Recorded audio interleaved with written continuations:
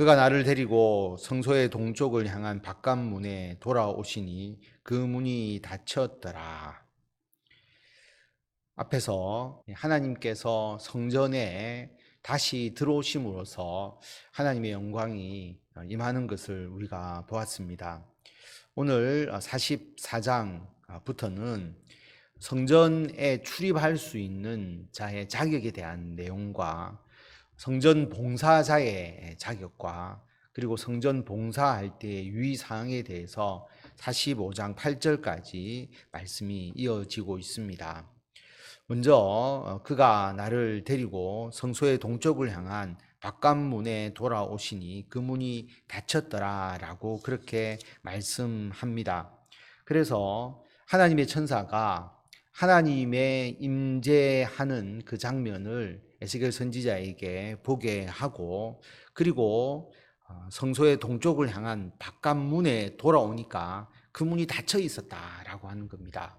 그냥 우연히 닫힌 것이 아니라 닫아서 잠그고 밀폐시켰다라고 하는 의미를 가지고 있습니다. 완전히 봉쇄를 한 것이죠. 왜냐하면 2절에 보면 여호와께서 내게 이르시되 이 문은 닫고 다시 열지 못할지니 아무도 그리로 들어오지 못할 것은 이스라엘 하나님 나 여호와가 그리로 들어왔음이라. 그러므로 닫아 둘지니라. 하나님께서 동쪽 문으로 성전에 들어오셨기 때문에 어떠한 자도 그 동쪽 문으로 들어올 수 없다라고 하는 겁니다. 하나님께서 거기에 거룩하게 하나님께서 하시고 성전에 영원히 임재를 하시기 때문에 사람이 다시 오고 가면서 그 통로를 더럽힐 수가 없다라고 하는 것을 말하는 겁니다. 이 말은 꼭 문을 닫으라는 의미에 우리가 초점을 맞출 것이 아니라 하나님이 계신 곳이 얼마나 거룩한지를 상징적으로 나타내 주는 것이죠. 하나님의 거룩함에 우리가 감히 접근할 수 없다라고 하는 것을 분명하게 말씀해 주는 그러한 뜻을 여기서 가지고 있습니다. 하나님이 지나가신 그 성전의 동쪽 문은 열지 못하고, 그리고 그 문으로 사람들이 들어가서는 안 된다라는 것을 언급하고 계십니다. 3절에 보면 왕은 왕인 까닭에 안길로 이 문 현관으로 들어와서 거기에 앉아서 나 여호와 앞에서 음식을 먹고 그 길로 나갈 것이니라. 왕은 일종의 특권이 있습니다. 성전 안으로 들어와서, 현관으로 들어와서, 대신에 동쪽 문으로는 들어올 수 없잖아요. 남쪽 문이나 북쪽 문으로 들어와서 거기에 앉아서 하나님 앞에서 음식을 먹을 수 있다라고 하는 것입니다. 백성의 대표자로서 하나님을 섬길 수 있는 것, 그리고 또 하나님의 뜻에 합당하게 백성을 위해서 봉사하라고 하는 그런 의미입니다. 그가 또 나를 데리고 북문을 통하여 성전 앞에 이르시기로 내가 보니 여호와의 영광이 여호와의 성전에 가득한지라 내가 얼굴을 땅에 대고 엎드리니. 천사가 에스겔 선지자를 북문을 통하여 성전 앞에 이르게 하니까 하나님의 영광이 여호와의 성전에 가득했다라고 말합니다.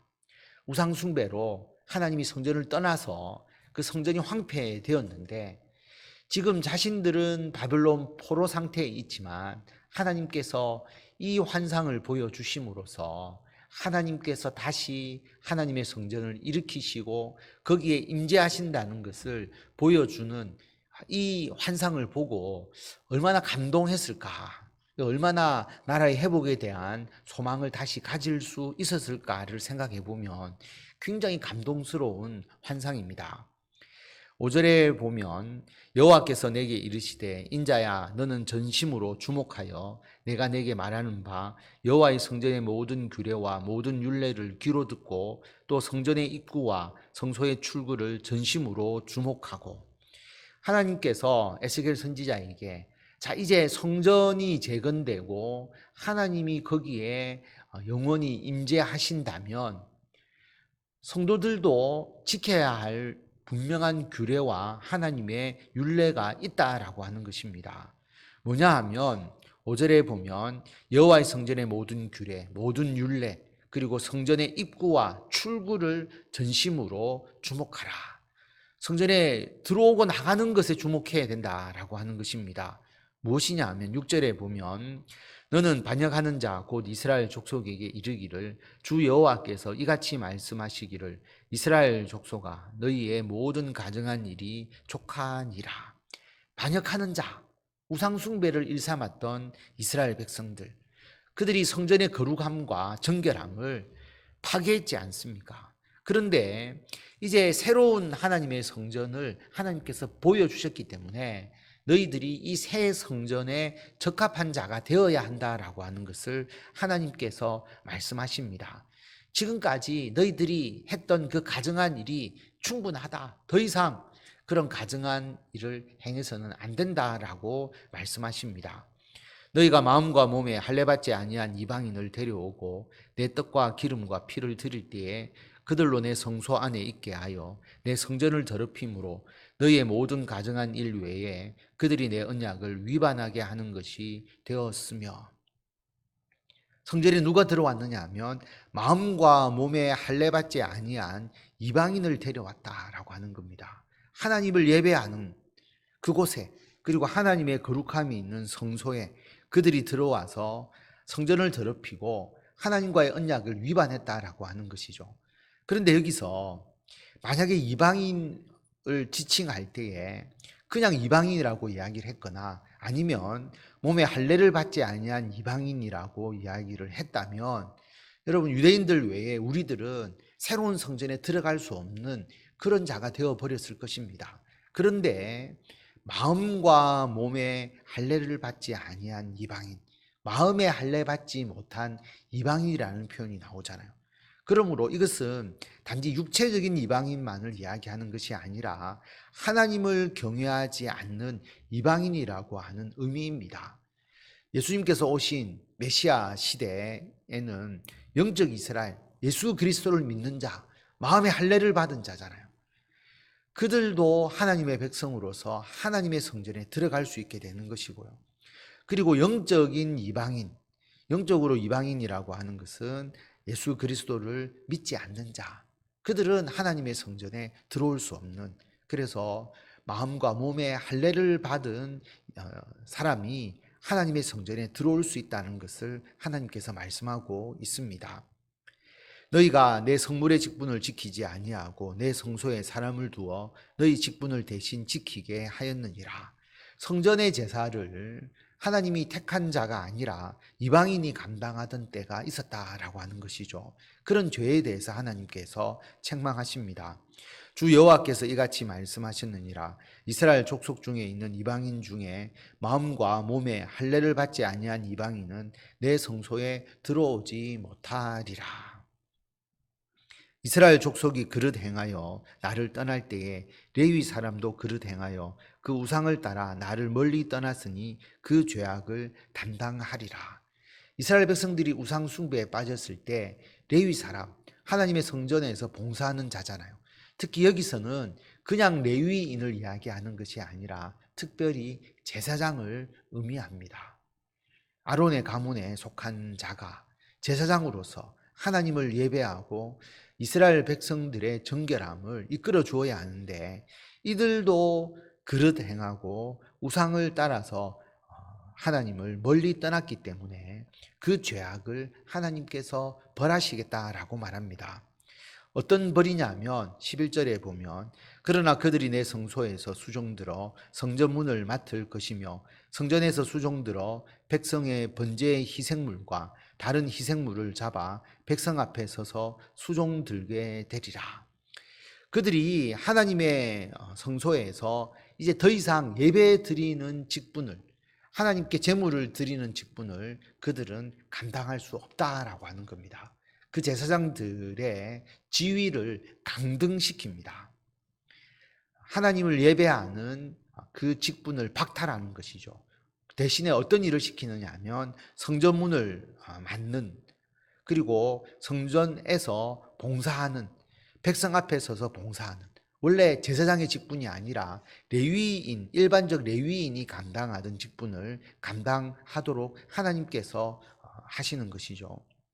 그들이 전에 백성을 위하여 그 우상 앞에서 수종들어 이스라엘 족속이 죄악에 걸려 넘어지게 하였으므로 내가 내 손을 들어쳐서 그들이 그 죄악을 담당하였느니라. 주 여호와의 말씀이니라. 그들이 내게 가까이 나와 제사장의 직분을 행하지 못하며 또 내 성물 곧 지성물에 가까이 오지 못하리니 그들이 자기의 수치와 그 행한 바 가증한 일을 담당하리라.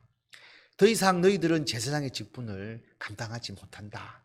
그리고 하나님의 성물, 지성물, 가장 거룩한 성물이라고 하는 의미이죠. 그래서 하나님께 드리는 제물 중에서 우리 사람이 먹는 부분도 있지만 직접 하나님께 드리는 그 부분, 드려지는 그 부분을 감당하는 일들을 하지 못한다.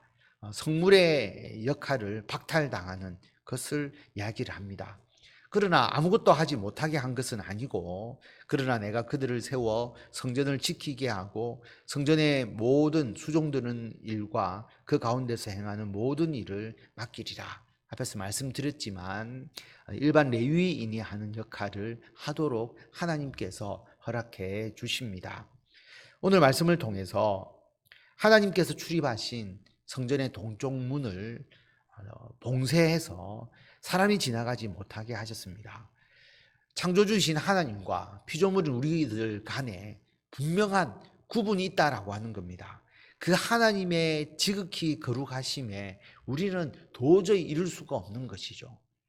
그래서 하나님의 거룩함을 우리는 함께 할 수 없는 존재이다라고 하는 것을 먼저 기억해야 합니다. 그런데 예수 그리스도를 통하여서 우리들이 정결하다라고 하나님께서 인정해 주시고 그 하나님의 성전으로 나아갈 수 있게 해 주셨다라고 하는 것, 이것이 너무나 감사한 일입니다. 두 번째로, 마음과 몸에 할례받지 않은 자는 하나님의 성전에 들어올 수 없다. 그래서 이방인이라 할지라도 마음에 할례를 받고 예수 그리스도를 믿게 되면 우리들이 육체적인 유대인이 아니라 마음의 할례를 받은 영적인 유대인, 영적인 이스라엘 백성이 되어서 예수 그리스도의 대속의 죄사함을 통하여서 우리가 거듭난 새 사람이 되기 때문에 우리가 하나님의 성전으로, 하나님께로 나아갈 수 있다라고 하는 것, 이게 굉장히 중요한 것이죠. 이제는 육체적인 유대인이 중요한 것이 아니라 마음의 할례를 받은 영적인 유대인, 예수 그리스도를 믿고 거듭난 자가 중요하다는 것을 말씀하고 있습니다. 세 번째 보면 하나님이 우리를 사용하신다라고 하는 것이죠. 분명히 제사장들이 우상 숭배하고 잘못해서 하나님께서 그들의 직분을 박탈하셨는데 그들을 버리시는 게 아니라 너희들이 그 죄를 깨닫고 이제는 하나님의 지극히 거룩한 성물에는 너희들이 가까이 할 수 없지만 성전을 지키고 성전에서 일반적으로 봉사하는 일을 하라라고 하는 봉사의 기회를 주셨습니다. 그때에 이 제사장들이 어떻게 생각해야 되겠습니까? 내가 강등되었네. 불만을 가지고 하나님께 대하여서 섭섭함이나 또는 반감을 가진다면 옳지 않을 겁니다. 내가 하나님의 일을 잘못했음에도 불구하고 나에게 은혜를 주셔서 나를 하나님의 도구로 사용해 주시고 하나님을 섬길 수 있도록 해 주셨다라는 것에 대해서 감사하면서 그렇게 하나님께 회개하며 더 열심히 주의 사명을 감당할 때에 하나님께서 더 귀하게 사용해 주시고 하나님의 훌륭한 사명의 열매를 맺게 해 주신다라고 하는 것을 기억하고, 여러분 오늘 이 말씀이 우리들에게 주시는 뜻을 우리들의 심령에 새기고 우리가 더욱더 하나님께서 귀하게 사용하시는 믿음의 일꾼이 되어서 주님께서 은총을 부어주시고 또 우리가 하는 일에 좋은 결과가 하나씩 하나씩 맺혀 나가고 또 우리들의 이 신앙의 열매가 우리들의 다음 세대에 우리 자녀들과 후손들에게도 풍성하게 임할 수 있도록 여러분께서 기도하시고 그리고 하나님의 뜻 안에서 온전히 그 사명을 성취해 가시는 성도 여러분들이 다 되시기를 바랍니다.